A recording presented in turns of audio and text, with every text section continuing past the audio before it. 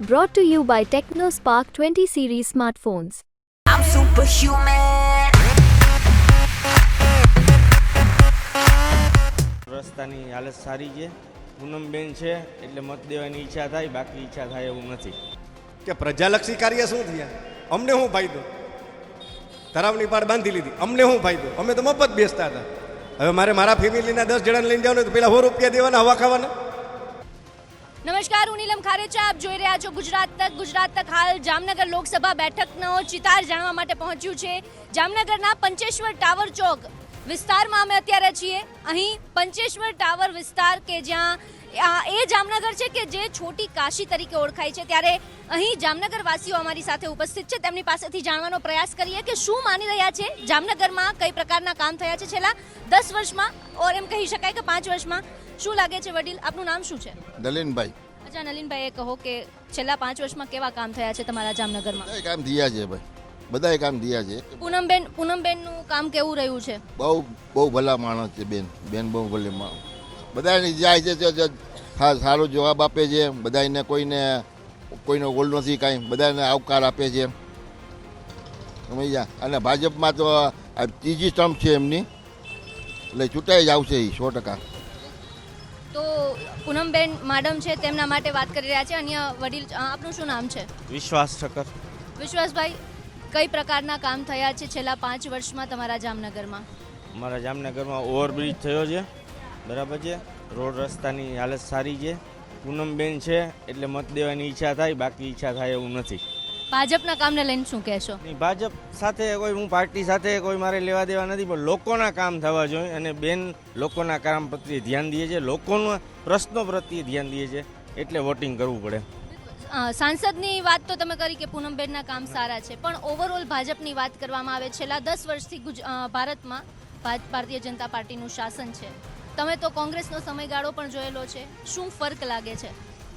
ફરક લાગે છે, દેખાડો બહુ જબરજસ્ત થાય છે, બરાબર છે. ખરેખર જે ખર્ચા થવા જોઈએ એ ઓછા કરવાની જરૂર છે અને કામો વધારે કરવાની જરૂર છે, એવું મારું કહેવું છે. બીજા અન્ય એવા કોઈ કે મુદ્દા કે જેમાં, કારણ કે એવું ભાજપ એમ કહે છે કોંગ્રેસ છે તે નબળી પડી રહી છે, સામે પક્ષે ભાજપ છે તે મજબૂત થાય છે. આ વખતે 400+ વાત ચાલે છે. ગુજરાતમાં 26 બેઠક, 5 લાખની લીડની વાત ચાલે છે. શું કહેવું છે, કોંગ્રેસ ક્યાં નબળી પડે છે? કોંગ્રેસ પાસે નેતાઓ જ નથી રહ્યા હવે ખરેખર, અને એને કોઈ શાસન કરતા આવડ્યું નહીં. એની પાસે પણ 400 સીટ હતી, એ પછી 400 વાળી ઘટતી હવે 40-50 સીટ આવીને ઊભા રહી ગયા. તો એને પોતાને મનોમંથન કરવાની જરૂર છે, બરાબર છે. બાકી જામનગરના તો ઘણા પ્રશ્નો છે. આ રેલવેનો મોટો પ્રશ્ન છે, જૂના રેલવે સ્ટેશનવાળી જગ્યા છે, આ પ્રદર્શન ગ્રાઉન્ડની જગ્યા છે, એમાં મોટાભાગની ઝૂંપડપટ્ટી. એટલે સરકારી જમીનો જે છે એ ખાલી કરી અને લોકોના જે જરૂરિયાત છે એ રીતનું ડેવલપમેન્ટ થાય તો વધારે હિતાવહ રહેશે. અન્ય લોકો છે આપણે તેની પાસેથી. આપનું નામ શું છે વડીલ? રાજુભાઈ છે. રાજુભાઈ, શું છેલ્લા 5 વર્ષમાં કેવા કામ થયા છે તમારા જામનગરમાં, અને તમારું શું કહેવું છે વિકાસને લઈને? આપનું શું માનવું છે? ના, વિકાસ તો બહુ સરસ થયો છે, કામ સારું થયું છે, તળાવની પારનું છે, બધું એમ જામનગરનું બધું થયું સારું. ભાજપ 26માંથી 26 બેઠક ગુજરાતમાં વાત કરે છે, 400+ની વાત કરે છે. શું લાગે છે 400+ આવશે? આવી જશે. 400+ આવી જશે? આવી જાય. કયા કામ એવા છે કે તમે એમ કહો છો કે ભાજપે સારા કર્યા હોય એવું? જામનગરના કામ, રોડ રસ્તા બધા સરસ કામ થયા છે. એ સિવાય ઘણા એવા કામ છે. બિલકુલ. જામનગર એ વિસ્તાર છે કે જ્યાં ઉદ્યોગની દ્રષ્ટિએ વાત કરીએ તો બ્રાસ પાર્ટ્સના ઉદ્યોગ છે, અહીંયા આગળ બાંધણીના ઉદ્યોગ છે, જેના એટલે એવું ના કહી શકાય કે ઉદ્યોગો નથી. જામનગરમાં એ ઉદ્યોગો છે, રોજગાર ઊભો થાય છે. આપનું શું માનવું છે, જામનગરમાં કેવા કામ થાય છે? બેન, તમે જે બ્રાસ બોલ્યા ને, તો મેં એક સ્લોગન વર્ષોથી બનાવીને રાખ્યું છે છેલ્લા 20 વર્ષ થયા કે બ્રાસ બંદર ને બાંધણી આ જામનગરના જીવાદોરી હતી, એ ભાજપ લઈ ગયું તાણી. તો પોતે માર્કિંગ કરજો, અંદરથી ખોખલું છે બધું, બારે મોટું બધું દેખાય છે, સારી ગાડીઓ હોય, પણ બ્રાસ બંદર ને બાંધણી એના ઉપર જામનગર નપતું હતું, એ તને ભાજપ લઈ ગયું તાણી. હમણાં સચાણા ચાલુ કરવાની વાત કરી, પણ સચાણા સંભાળશે કોણ? કારણ કે સચાણા જે આની મેલા હલાવતા હતા એ લોકોને તો આ ભાજપના અધિકારીઓ અને પદાધિકારીઓએ હેરાન કરેલા હતા. સચાણા બંધ શું કામ થઈ ગયું હતું? કાંઈ પર્યાવરણના હિસાબે સચાણા બંધ નહોતું થયું, તો અલંગે બંધ થઈ જવું જોઈએ ને. અંદરથી બધું ખોખલું છે બેન, બારે મોટો દેખાડો થાય છે, જેમ વિશ્વાસભાઈએ કીધું ને કે પ્રજાલક્ષી કાર્ય શું થયા, અમને શું ફાયદો, તરાવની પાડ બાંધી લીધી, અમને શું ફાયદો, અમે તો મફત બેસતા હતા. હવે મારે મારા ફેમિલીના 10 જણાને લઈને જવાનું તો પેલા 100 રૂપિયા દેવાના, હવા ખાવાના, ફરવાના 100 રૂપિયા દેવાના. સ્ટેપ ગાર્ડન હતું ત્યારે મફત જ હતું, મફત જ હતું બેન. કદાચ તમે અહીં જામનગરના કોઈ ક્યાંના જો મને ખ્યાલ નથી, પણ આ બધી હકીકત છે. ઉપરથી બધું ખોખલું છે. આ કેના જેવું છે, 300 વર્ષ જૂની મૂર્તિ હોય ને હનુમાનજીની, એની ઉપર જાજા પડ ચડી ગયા હોય સિંધુના, પણ અંદર મૂર્તિ ખોખલી થઈ ગઈ હોય, રવો રવો થઈ ગઈ હોય. એમ જ હાલે છે. આ વિકાસ નથી, વિનાશ હાલે છે. વિકાસની વાતો તો બહુ થાય છે, જનતામાં પણ લોકો એવું કહે છે કે અમારા જામનગરનો તો ભરપૂર વિકાસ થયો છે. પણ એ બેન ભાજપવાળાને તમે કોકને પકડતા હશો. હું મને વાંધો કોઈથી નથી, ભાજપ કોંગ્રેસ બેયમાં મારા વડીલો જ છે એમ ગણો તો હાલે. પણ જે વસ્તુ છે એ હકીકત છે. હું બ્રાહ્મણનો દીકરો છું એટલે મારે સાચું ખોટું બેય બોલવું પડે. શું લાગે છે કયા કામ જે હજી છે ને બાકી હોય તમારા મતે? ઘણા બધા રેલવેને લગતા તો બધાય બાકી જ છે. બિનને કદાચ ત્રીજી ટર્મ થાય છે. મને યાદ છે અમે 12 વર્ષ મોર આવેદન દઈ આવ્યા હતા કે ઓલી બપોરની ટ્રેન સામે 2 નંબરે રાખે છે, એ 1 નંબરે ના આવે. મારા આગળ છે એ સબૂત કે હું 12 વર્ષ મોર એ દઈ આવ્યો હતો અરજી, અને બેનને ઓફિસે રૂબરૂ અરજી પહોંચાડેલી છે. આપણે વિરોધની વાત નથી, પણ તમે નાના કામમાં ધ્યાન તો આપો. તમે પ્રજા તમને ચૂંટે છે, બરોબર છે, તમે એક પક્ષ તમને નિશાન આપે છે કે આ નિશાને તમારે જવાનું છે. હવે અહીંયા જે સેટિંગ હોય એનાથી આપને કાંઈ મતલબ નથી, પણ પ્રજાને શું લાભ? ચૂંટાય કોઈ પણ બી પ્રજાને શું લાભ મળ્યો? કયા કામ બાકી છે? ઘણા બધા બેન, બોલવા બેસીશ ને તો હજારોનું લિસ્ટ થઈ જાય હમણાં 60 કરતું. એનું કારણ છે મારો ધંધો છે ને બેટરી બાઇકનો છે, અને મારે એક ગાડી રિપેર કરીને 7-8 કિલોમીટર હલાવવા જવાની હોય, એટલે હું આખા જામનગરમાં આખો દી ફરતો. હું અત્યારે 35 કિલોમીટર ફરીને આવું, કાવડીથી આયલો આવું જ. હજી તમે 5000 કમાણા કે નહીં નથી ખબર, હું કમાઈને આવ્યો, પણ એ મારી મહેનત ના છે. આ વિકાસના નામના નથી. હું 19 વર્ષ એ જમાનામાં મેગ્નેટ એન્જિનિયર ભણ્યો, અને આજે 17 વર્ષથી બેટરી બાઇક હલાવું છું ને એટલે મને 3 કલાકના 5000 મળ્યા છે. વિકાસના નામે નથી મળ્યા. હું આ 6000ની જે બેટરી વેચતો ને અત્યારે 14000ની વેચીને આવ્યો છું. હવે તમે વિચાર કરી લ્યો 17 વર્ષમાં કેટલો ભાવ વધારો થયો બેન. ઓમ આપણે પર્યાવરણ બચાવવાની વાતો કરીએ તો એ બેટરીમાં 63% વધારો મોદી સરકાર આવ્યા પછી થયો આ 10 વર્ષમાં જ. 28% જીએસટી કોઈ વસ્તુ ઉપર હોય બેન, અમારા બેટરીમાં 28% ભોગવીએ છીએ અમે.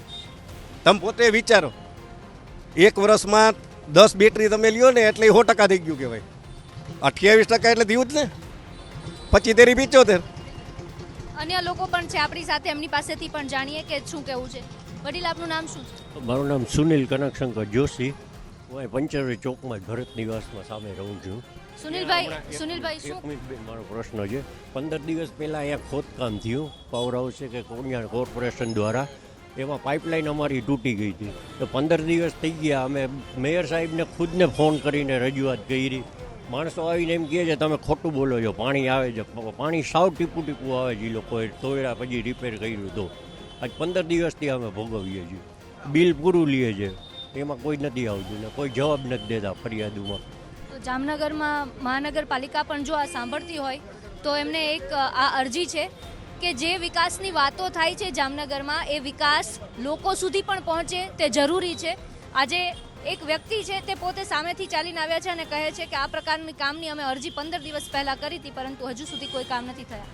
આ સિવાય તમારું શું માનવું છે કે તમારા જામનગરમાં બીજા કેવા કામ છે જેને લઈને તમે કહેશો? કોર્પોરેશનમાં ગમે એ ટાઈપની ફરિયાદ કરીએ ને ઓનલાઈન તો પણ એનો 2 દી પછી આવી જાય કે તમારું થઈ ગયું છે, પણ કાંઈ થતું નથી. વાતો કરે છે, થાય છે બધું ને રિપોર્ટે આવી જાય કે થઈ ગયું છે. એના માણસો આવીને એમ જોઈ જાય પણ કોઈ કામ નથી કરતા. એ કોર્પોરેશનવાળા એમ કે અમે તો એને કહી દીધું, એ લોકોએ જોઈન્ટ કરી દીધું, હવે પાણી જેવું આવે કે અમારી જવાબદારી નહીં. હવે આમાં અમારે કોને કહેવું? બિલકુલ, જે જનતા છે તેમાંથી અન્ય લોકો પણ છે. સોની ફરી આવો એટલે તમને ખબર પડશે પાણીની ગટરની કેવી પ્રોબ્લેમ છે. તમે આવો તો બધા આવશે આખી શેરીવાળા ભેગા થઈને. તમે સાંભળી શકો છો કે એક તરફ વિકાસની વાતો થાય છે કે જામનગરમાં ખૂબ વિકાસ થયો છે. મહાનગરપાલિકા વાત કરે છે કે અમે કામ કરીએ છીએ, પરંતુ પરિસ્થિતિ કંઈક અલગ જે સ્થાનિકોની છે તે કંઈક અલગ જોવા મળે છે.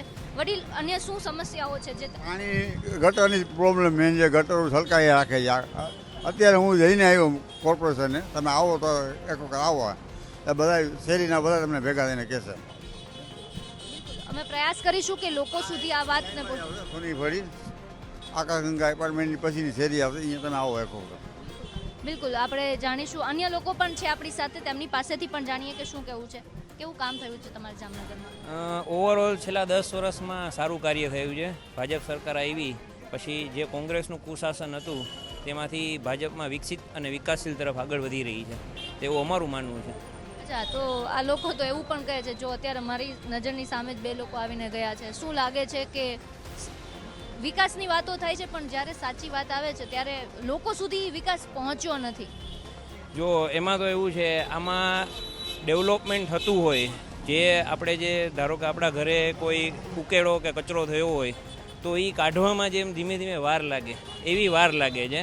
પરિસ્થિતિ ધીમે ધીમે બદલાય છે. 70 વર્ષનો જે કુશાસન હતું તેમાંથી તે ભાજપે છેલ્લા 10 વર્ષમાં જેટલો પણ કાદવ કાઢવાનો હતો અથવા તો જેટલી પણ વિકાસ કરવાના હતા એના કાર્યોને ગતિને વેગ આપ્યો છે. મારું કહેવાનું એવું છે કે જે વિકાસ જે ગતિએ થવો જોઈએ તેની જે પેરામીટર્સની જે સ્પીડ હોય તે ભાજપમાં છે, જે કોંગ્રેસમાં નથી, જે ભાજપ ડેવલપ કરી શકે છે. બિલકુલ, અન્ય લોકો છે તેમની પાસેથી પણ જાણીએ કેવા કામ થયા છે. ભાજપ સરકારમાં સારા એવા કામ થયા છે, જેમ કે રોડ, રસ્તા, ભૂગર્ભ ગટર, ઘણું બધું સારું એવું થયું છે. જે ડેવલપમેન્ટ આ જામનગર સિટી ઘણું બધું પાછળ હતું, જે અત્યારે ધીમે ધીમે રાજકોટની લેવલનું આવતું જાય છે. જેમ કે ચારેય સાઈડ અત્યારે ઓવરબ્રિજ બને છે, બધી રીતે પબ્લિકને, ટ્રાફિકને, ટ્રાન્સપોર્ટેશનનું બધું સારું એવું કામકાજ ચાલે છે. બધી સાઈડ આ બધી વસ્તુનું કામ થઈ રહ્યું છે. પણ એક ખાલી કહેવાનું એ છે, સજેશન છે 1-2 વસ્તુનું, જેમ રામ મંદિર બનાવ્યું, પછી જે આ કલમ હટી 370ની, પણ હજી એક વસ્તુ છે કે જે બધાના હિતમાં છે, જે ભગવાન છે, જે એનામાં અંદર દૂષિત પાણીને દૂષિત ફેક્ટરીઓનું ખરાબ વસ્તુ ત્યાં જાય છે. જેમ કે મથુરાની અંદર યમુના જ મૈયા છે, એના ઉપર કામ કરવું જોઈએ. એમ કે ભાઈ બધા હજી અરજી અમે વૈષ્ણવો બધા છીએ જે એમાં અરજી કરીએ છીએ, બધા અમારા બાળકો, આચાર્ય બાળકો જે છે એ બધા કરે છે, પણ આ વસ્તુ ઉપર એમને ધ્યાન દેવું જોઈએ કે જે દૂષિત થાય છે આપણી યમુના મૈયા, એમને એ વસ્તુ ઉપર ફોકસ કરવો જોઈએ. બિલકુલ, તો તમે જામનગરના લોકોનો જે મિજાજ છે તે જોયો, મિશ્ર પ્રતિસાદ મળી રહ્યા છે એવું ચોક્કસથી કહી શકાય. અન્ય લોકો છે એમની પાસેથી પણ જાણવાનો પ્રયાસ કરીએ. શું લાગે છે, કેવા કામ થયા છે? હા, કામ તો બહુ સરસ થયા છે. એમાં અત્યારે તો આપણે જોઈએ તો ઘણા બધા ઇમ્પ્રૂવ એટલા બધા કામમાં થયા છે કે આપણે વાત જ ન કરી, કારણ કે દરેક જગ્યાએ જોઈ તો કરપ્શન ઓછું થઈ ગયું છે અને ત્યાર પછી સારા કામ ઘણા કરે છે મોદી સાહેબ, એમાંય ના નહીં.